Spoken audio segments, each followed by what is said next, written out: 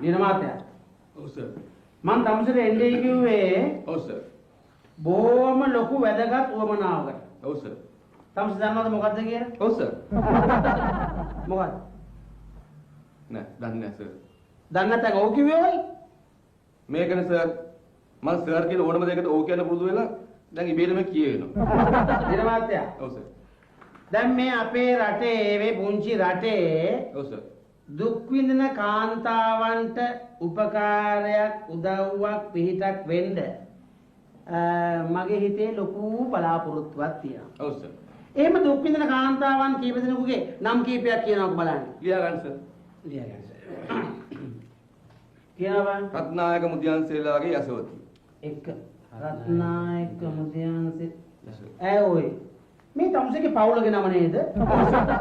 ඒ ගෑණි පුදුම විදිහට දුක් විඳින ගෑණියෙක් සර්. මොකක් හරි පිටක් වෙන සර්. මෙයා කොහොමද දුකටපත් වෙලා තියෙන්නේ? මේකද සර් ඒ ගෑණිගේ මිනිහා හැමදාම හන්දියාවට ගෙදර යන්නේ කන පැලෙන්න බීගෙන. ඒ කියන්නේ තමුසේ ඔව් සර් මං. බීගෙන කියලා නිකන් හිටපියකෝ.